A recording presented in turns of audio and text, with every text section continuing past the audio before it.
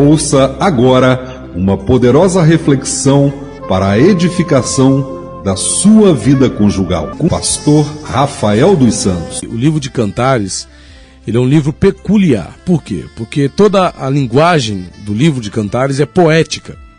E além disso, né, é poética e traz como pano de fundo essa questão do relacionamento amoroso, né, romântico, de um homem com a sua mulher. Tem alguns que veem essa questão esse pano de fundo como relacionamento de Cristo com a igreja, né?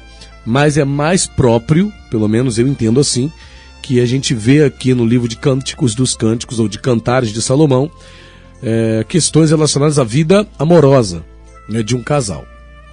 E aí, tendo esses pontos, né, como princípio, o que a gente procura fazer ao ministrar, né, usando esse livro de Cântico dos Cânticos, é extrair dessa linguagem poética, com o pano de fundo do romance entre o marido e a esposa, princípios que venham ajudar as pessoas na felicidade conjugal. E hoje a gente vai fazer isso usando as seguintes passagens desse texto, né, que está aqui em Cantares, capítulo 6, né? Cantares, capítulo 6, o versículo de número 10 diz o seguinte: Cantares 6, versículo 10 ao 13, tá? Que diz assim: Quem é esta que aparece como a alva do dia, formosa como a lua, brilhante como o sol, formidável como um exército com bandeiras? Desci ao jardim das nogueiras para ver os novos frutos do vale, a ver se floresciam as vides, se brotavam as romeiras. Antes de eu o sentir, me pôs a minha alma nos carros do meu povo excelente. Volta, volta, ó Sulamita, volta, volta, para onde? Para que nós te vejamos.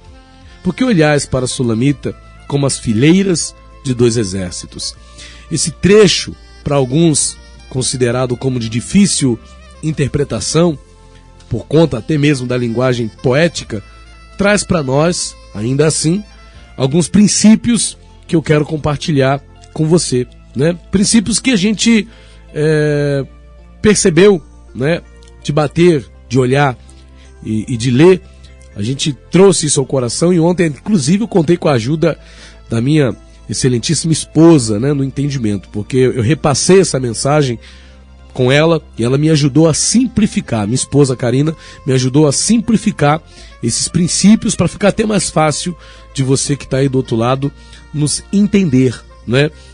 Para que você possa aplicá-los, porque o nosso objetivo é tirar uma mensagem que possa ser prática, né? A gente não quer tirar algo só poético. É bonita a poesia, né? A gente não quer trazer só uma interpretação poética, mas a gente quer trazer uma interpretação prática para que você possa colocar isso no teu relacionamento. Então, quais são os princípios, né, que a gente pode extrair desse trecho que vai do 10 ao 13 de Cantares 6 nessa manhã, nesse momento aqui do programa SOS Vida Conjugal? Primeiro, no versículo 10 diz assim: Quem é esta que aparece como a alva do dia, formosa como a lua, brilhante como o sol, formidável como um exército com bandeiras? O que a gente vê aqui é o marido fazendo elogios criativos, né? Reconhecendo ali o esforço da sua esposa, né? Em se embelezar, em cuidar da sua aparência. E de fato isso é uma coisa que muitas das vezes a gente não faz, né? Ou quando a gente faz mal feito, né? Isso é uma grande verdade. Minha esposa inclusive falava que a gente tem uma dificuldade muitas das vezes para elogiar, né, a esposa. Às vezes a mulher faz ali um esforço, seja para numa roupa que ela está vestindo, ou num frisado no cabelo, ou num enfeite, ou numa coisa, né, que está usando, e muitas das vezes o marido não percebe, né, deixa passar aquilo, não faz menção, né, não valoriza aquele esforço, não elogia, não reconhece, né, não dá um pensamento, não dá ali uma palavra em relação àquilo que foi feito, né, aquela questão ali que está sendo feita ali pela esposa, aquele esforço ali que está sendo feito pela esposa, e mesmo vale para o marido, que às vezes é o marido que está ali também se esforçando, né, para cuidar da sua aparência, comprou uma roupa legal, vai sair com a esposa, então ele quer usar ali a sua melhor roupa. Às vezes também a esposa deixa passar batido, né, não faz um elogio à altura do esforço do cônjuge, né, da esposa ou do marido. Então não pode faltar, né, num casamento não pode faltar essa capacidade do cônjuge de elogiar, de reconhecer o esforço, né, que o cônjuge tem feito muitas das vezes para poder se cuidar, para poder se apresentar bem, né, para o seu esposo, para a sua esposa. Segunda coisa, segundo princípio aqui que é importante a gente considerar, eu vejo isso aqui no versículo 11. Desci ao jardim das nogueiras para ver os novos frutos do vale, a ver se floresciam as vides, se brotavam as romeiras. O que eu entendi aqui, quando fala desse descer ao jardim, eu entendi esse jardim como a vida conjugal, né? Eu entendi esse jardim como o casamento. E qual o princípio que eu aprendo aqui?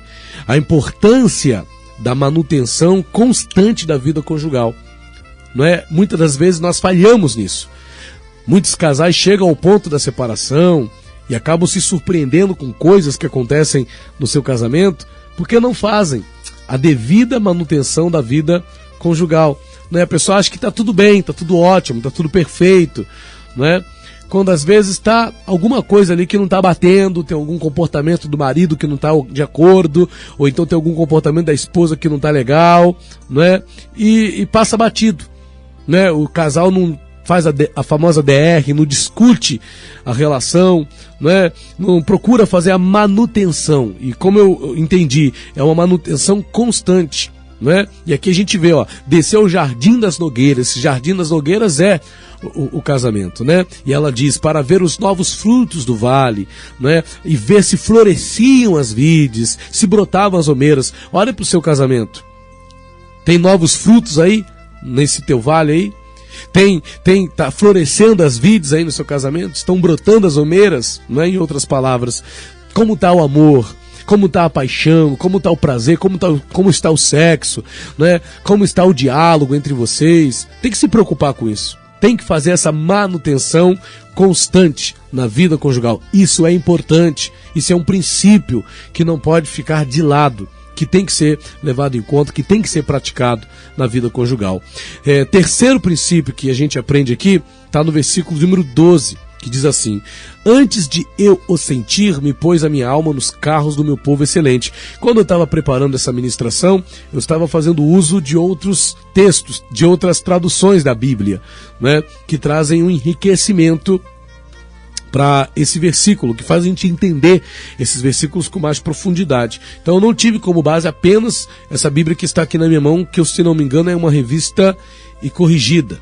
Eu tive o auxílio de outras traduções da Bíblia que me deram mais enriquecimento. E o que eu aprendi aqui nesse versículo 12, né, como um terceiro princípio que a gente tem que pôr em prática na vida conjugal, é o seguinte, que existe uma necessidade da gente provocar no nosso casamento um ambiente pleno de satisfação diante dos problemas da vida comum e da vida a dois. Entendeu o que eu disse?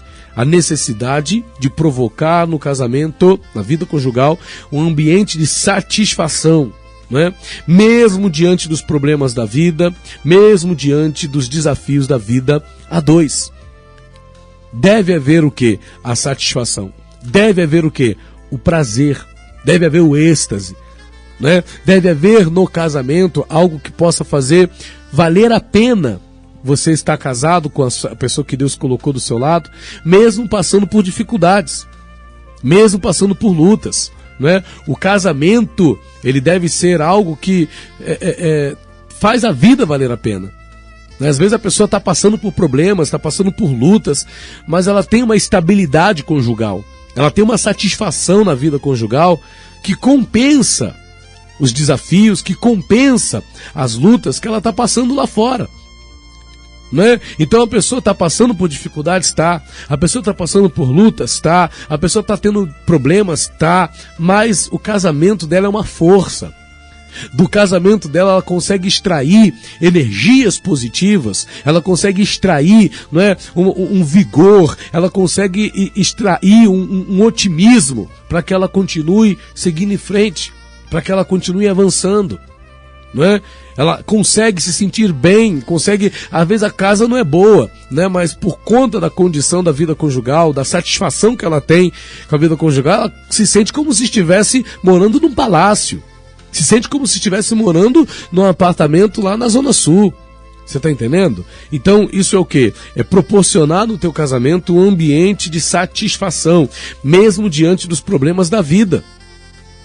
Mesmo diante dos problemas da vida financeira ou da vida profissional, né? O teu casamento te fornece um ambiente que te satisfaz.